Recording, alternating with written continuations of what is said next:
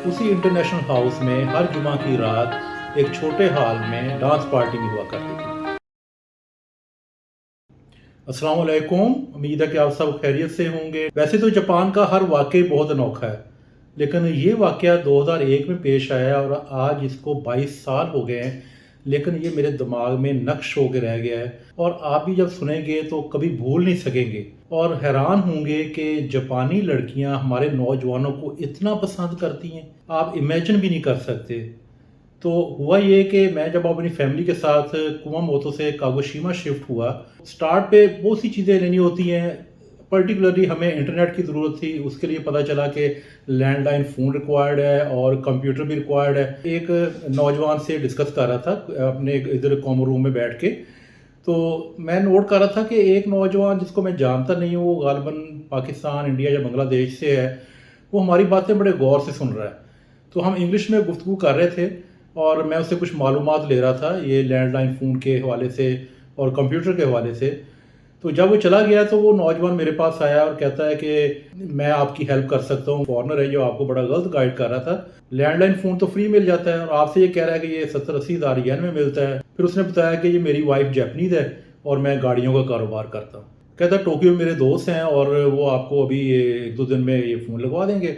उसी वक्त उसने मेरी फ़ोन पे टोक्यो बात करवाई और उसके दोस्त ने भी कंफर्म किया कि हाँ, ये आपको किसी चीज़ की ज़रूरत नहीं है, कोई कुछ नहीं आपने पे करना, तो आप सिर्फ पासपोर्ट की कॉपी वो भेज दें और इसके अलावा जैपनीज़ इंकन यानी जैपनीज़ स्टैम्प उसको सिटी ऑफिस में रजिस्टर करवा के उसका रजिस्ट्रेशन सर्टिफिकेट भेजना है। वो रिक्वायरमेंट मुझे अजीब सी लग रही थी, लेकिन उसने कहा कोई बात नहीं, मैं आपकी हेल्प कर दूंगा, मैं आपको सिटी ऑफिस ले चलता हूँ और वहाँ मैं आपको ले दूँगा। खैर वो मुझे ले भी गया और उसने वो मुझे उसी वक्त सर्टिफिकेट बनवा के और उसकी कॉपी उसने भिजवा दी। तो लेकिन बाद में पता चला कि उसकी रिक्वायरमेंट नहीं थी और ये पूरे का पूरा फ्रॉड साबित हुआ। फिर वो 1-2 दिन में अपनी वाइफ को भी ले आया और मेरी वाइफ के साथ इंट्रोडक्शन करवाया और फिर उनका आना जाना हमारे घर हो गया है।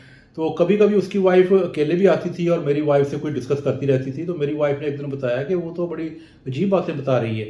वो कहती है कि मेरा मियाँ मुझे मारता भी है और मेरे 2 बेटे हैं वो उसने अपने कंट्री भिजवा दिए हैं अपने वालिदैन के पास और मुझे उनसे मिलने भी नहीं देता और मैं उनको बड़ा मिस कर रही हूँ। हमें बड़ा अजीब लगा, बड़ा तरस आया, हमने उसके शौहर को समझाया। तो खैर उसकी वाइफ के कहने पे हमने एक लॉयर से भी बात की, उसने कुछ उम्मीद दिलाई, लेकिन वो प्रोसेस फिर कुछ ज़्यादा चल नहीं सका। वहाँ लॉयर की जो कंसल्टेंसी है वो फ्री ऑफ कॉस्ट है और कोई भी फॉरनर या वहाँ का रेजिडेंट लॉयर की सर्विसेज हासिल कर सकता है। एक दिन उस इंटरनेशनल ऑफिस में, जिसे जापानी में काइकान भी कहते हैं, वहाँ एक नोटिस लगा हुआ था इंग्लिश और जैपनीज़ में। वो नोटिस में पढ़ता भी जा रहा था और कुछ सोचता जा रहा था। वो एक वार्निंग इशू की गई थी कि अजनबी लोगों से आप गुरेज करें और अगर आपको कोई मशकूक फ़र्द नज़र आए तो फ़ौरन इस नंबर पे इतला दें। तो मैं जब पढ़ रहा था तो साथ ही मेरे ज़हन में उस लड़के का नक्शा भी घूम रहा था कि ये कहीं कोई वाक़या तो नहीं पेश आ गया, क्योंकि पिछले कुछ अरसे में वो हमारे साथ कुछ हेरा फेरियाँ कर चुका था। जब लैंडलाइन फ़ोन लग रहा था और वो एक्टिवेशन के प्रोसेस में था, तो उसी दौरान मैंने नेट से इन्फॉर्मेशन देखी और मुझे लकीली इंग्लिश में इन्फॉर्मेशन मिल गई टेलीफोन के बारे में। वो एनटीटी वालों की सर्विस थी और एनटीटी ऐसे ही जैसे हमारे यहाँ पीटीसीएल है, उनकी वो एक ऑफिशियल सर्विस है। तो मुझे पता चला कि ये मुझे बहुत ही गलत टेलीफोन लाइन लगवा के दे रहा है। ये उन लोगों को सूट करती है जिनका जापान में स्टे बहुत ही शॉर्ट है। उसमें इनिशियल अमाउंट कोई नहीं पे करनी पड़ती, लेकिन मंथली चार्जेस डबल से भी ज़्यादा होते हैं। तो जब मैंने कंपेयर किया जो उनकी कन्वेंशनल लाइन है जिसका स्टार्ट पे करना पड़ता है, तो उसकी फ़ीस आधी से भी कम थी। तो मैं सर पकड़ के बैठ गया, ये तो हमें बड़ा लॉस है, क्योंकि मैंने तो यहाँ कई साल इंशाल्लाह रहना है और ये कैसे मैं अफोर्ड करूँगा। मैंने फौरी तौर पे उन्हें इतला दी और वो डिस्कनेक्ट करवाई। तो लेकिन इसके बावजूद भी उसका पहला बिल आ गया और वो काफ़ी ज़्यादा बिल था। तो हमने खैर वेट किया कि देखते हैं, किसी से डिस्कस करते हैं। इतनी देर में एक वार्निंग लेटर आ गया, वो ज़रा येलो कलर में होता है। फिर एक वार्निंग आती है, वो ज़रा और डार्क कलर में होती है, फिर फाइनल रेड कलर में आ जाता है। इस तरह से उनके कुछ लेटर्स आते रहते हैं। एक दफ़ा एक जैपनीज़ खातून मेरी वाइफ से मिलने आई तो उसकी नज़र उन लिफाफों पे पड़ी, तो कहती है अगर मुझे इजाज़त दे तो मैं ये देख लूँ। तो हमने कहा हाँ आप देखें, बल्कि हमें गाइड भी करें, बताएं कि हमें क्या करना चाहिए। उसने जब खोले तो वो बहुत परेशान हो गई, कहती ये तो बड़ा सीरियस मामला है, आपको वार्निंग इशू हो चुकी है, फौरी तौर पे आपने इतनी अमाउंट पे करनी है। हम बड़ा परेशान हुए। तो खैर कहती है आप परेशान ना हो, मैं उनके ऑफिस जाती हूँ, उनसे पूछती हूँ کہ یہ فارنرز ہیں، ان کو کچھ پتہ نہیں تھا، تو شاید وہ میری بات سن لیں. تو وہ خیر ان کے آفس گئی. اب دیکھیں ان کے آفس کا بیہیویئر دیکھیں تو این ڈی ٹی آفس والوں نے ساری بات سنی اور انہوں نے بہت سارے گفٹ ہمارے لیے تیار کر کے اس خاتون کو دیے. وہ خاتون گفٹ ہمارے پاس لے آئی، ہمیں وہ گفٹ دیے، اور ساتھ ہی اس نے میسج دیا کہ وہ کہہ رہے ہیں کہ یہ اماؤنٹ انہیں پے کرنی پڑے گی. خیر ہم بڑا امپریس ہوئے کیونکہ وہ اس اماؤنٹ سے کہیں زیادہ قیمتی تو وہ گفٹ ہی تھے. تو خیر ہم نے وہ بل پے کیا. یہ ان کے آفس کا ایک بہت ہی پولائٹ طریقہ ہے. اسی طرح کا سملر واقعہ پوسٹ آفس کا بھی ہے، وہ میں کسی اور سیشن میں آپ کو سناؤں گا، وہ بھی بڑا دلچسپ واقعہ ہے. خیر یہ وہ واقعہ جو چونکہ اس لڑکے سے ریلیٹڈ تھا تو میں نے آپ کو مختصر سا بتایا.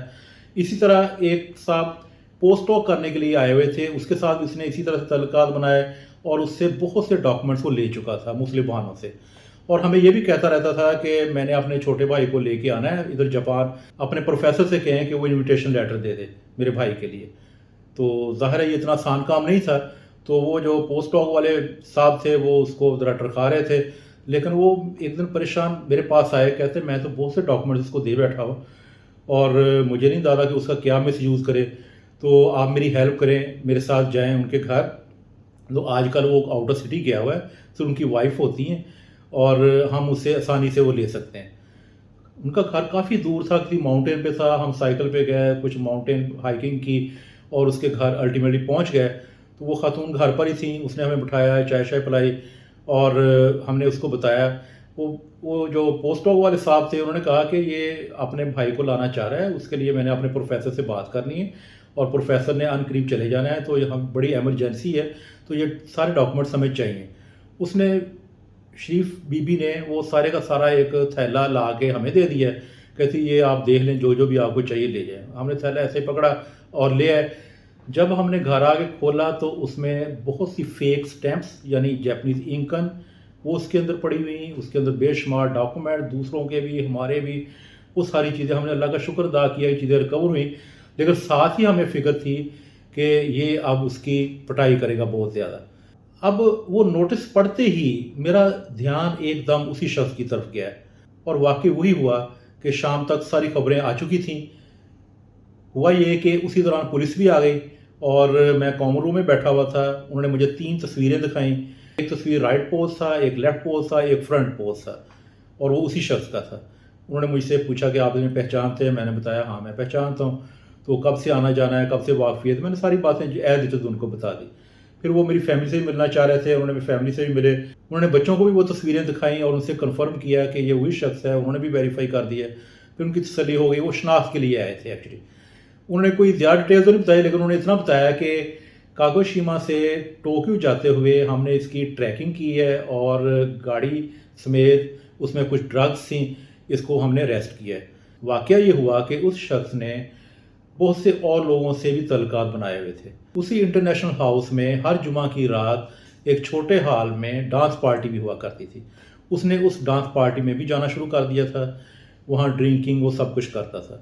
اور اس نے اسی طرح سے ایک سے تعلقات ریلیشن بنائے اور اس کا کمرہ ساتھ ہی تھا اور کبھی کبھی اس کا کمرہ بھی استعمال کرتا تھا، کبھی واش روم کے بہانے، کبھی کسی بہانے. ایک دن وہ شخص نہیں تھا تو اس کی غیر موجودگی میں اس نے ایک لڑکی کو نشہ آور شے پلائی اور اس کو اس کمرے میں لے گیا.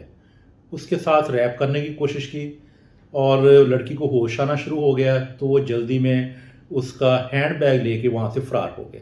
لڑکی کو ہوش آیا، اس نے پولیس کو اطلاع کی اور پولیس نے پھر ٹریکنگ کرتے ہوئے اسے ٹوکیو جاتے ہوئے راستے میں پکڑا.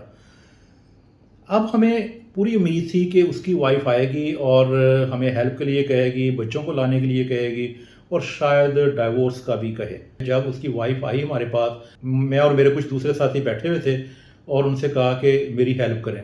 ہم کہا ہم ضرور آپ کی ہیلپ کریں گے، آپ بتائیں ہم کیا ہیلپ کر سکتے ہیں. جی وہ میرے ہسبینڈ کو اس طرح سے پولیس پکڑ کے لے گئی ہے، آپ اسے رہا کروا دیں. ہم تو سر پکڑ کے بیٹھ کے حیران رہ گئے کہ یہ کیا کہہ رہی ہے.